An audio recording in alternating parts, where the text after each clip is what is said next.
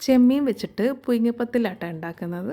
വീട്ടിൽ നിന്ന് ഉമ്മയും ഉമ്മാമൊക്കെ ഉണ്ടാക്കുന്ന രീതിയാട്ടാ. അപ്പോൾ കഴുകി വൃത്തിയാക്കിയ പൊന്നിയരി മിനിമം 1 മണിക്കൂർ ചൂടുവെള്ളത്തിൽ കുതിർത്തി വെക്കുക. തണിഞ്ഞ ശേഷം കുഞ്ഞുള്ളി, വലിയ ജീരകം, ചെറിയ ജീരകം, ഉപ്പ് ഇതൊക്കെ ഇട്ടിട്ട് ആവശ്യത്തിന് വെള്ളം കൂട്ടി അരക്കുക. വെള്ളം ഒഴിക്കുമ്പോൾ കൂടുതൽ ഒഴിക്കരുത്.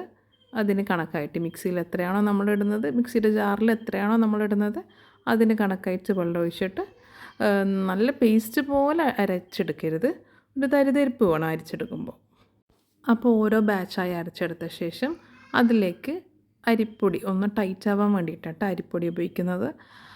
അപ്പോൾ പണ്ടൊക്കെ അമ്മിമ്മലൊക്കെ അരക്കുമ്പം അതിൻ്റെ ആവശ്യം വരത്തില്ല. ഇപ്പോൾ നമുക്ക് ഇങ്ങനെ ചെയ്യാം. ഇനി ഇതിൻ്റെ മസാലയിലേക്ക് വേണ്ടിയിട്ട് നമുക്ക് തേങ്ങ വറുത്തെടുക്കണം. അപ്പോൾ തേങ്ങ വറുക്കുമ്പോൾ ഒരു 2-3 കായ്മുളകും കൂടി ഇട്ടിട്ട് വറുത്തെടുക്കുക. തേങ്ങ നല്ലോണം വറുത്ത ശേഷം മിക്സിൻ്റെ ജാറിലിട്ടിട്ട് അരച്ചെടുക്കാം. തേങ്ങ നന്നായിട്ട് തണിഞ്ഞ ശേഷം അരച്ചാൽ മതി. അപ്പോൾ നമുക്ക് ആവശ്യമുള്ള ചെമ്മീൻ ഉപ്പും മുളക് പൊടിയും മഞ്ഞൾപ്പൊടിയും മാരിനേറ്റ് ചെയ്തിട്ട് ഒന്ന് വെളിച്ചെണ്ണയിൽ പൊരിച്ചെടുക്കാം. ചെമ്മീൻ കോരി മാറ്റിയ ശേഷം ആ എണ്ണയിലേക്ക് തന്നെ കറിവേപ്പിലയും ഇഞ്ചി വെളുത്തുള്ളി ചതച്ചതും ഇട്ടിട്ട് നല്ലോണം ഒന്ന് മൂപ്പിച്ചെടുക്കാം. ഇനി അതിലേക്ക് അരിഞ്ഞു വെച്ചിരിക്കുന്ന ഉള്ളിയും പച്ചമുളകും അതിൻ്റെ കൂടെ ഉപ്പും ഇട്ടിട്ട് നല്ലോണം വഴറ്റിയെടുക്കുക. 2 സ്പൂൺ മല്ലിപ്പൊടി, ഒരു 1/4 സ്പൂൺ മഞ്ഞൾപ്പൊടി, പിന്നെ ഒരു 1/4 സ്പൂൺ ഗരം മസാലയും കൂടി ഇട്ടിട്ട് ഒന്നും കൂടി നല്ലോണം വഴറ്റിയെടുക്കുക. ഒരു 10 പത്തിലൊക്കെ ഉണ്ടാക്കുന്നുണ്ടെങ്കിൽ ഒരു 8 ഉള്ളി, ഒരു 2-3 4-5 പച്ചമുളക്, അങ്ങനത്തെ ഒരു കണക്കിലാട്ടം എടുക്കൽ. മുളക് പൊടി ഇടുന്നില്ല കേട്ടോ. മുളക് പൊടി ചെമ്മീനിലിട്ടത് കൊണ്ട് ഇതിൽ ആഡ് ചെയ്യുന്നില്ല. ഇനി നമുക്ക് നേരത്തെ അരച്ച് വെച്ചിരിക്കുന്ന അരപ്പ് ഇതിലേക്ക് ആഡ് ചെയ്യാം. അപ്പോൾ ജാറിലേക്ക് കുറച്ച് വെള്ളം കൂടി ഒഴിച്ചിട്ട് അതും ഈ മസാലയിലേക്ക് ഒഴിച്ചു കൊടുക്കുക. ചിലർ ഇതിൽ തക്കാളിയല്ലേ ആഡ് ചെയ്യും കേട്ടോ. നമ്മളെ വീട്ടിൽ നിന്ന് ഉമ്മയൊന്നും ഉണ്ടാക്കുമ്പോൾ തക്കാളി ഇടലില്ല.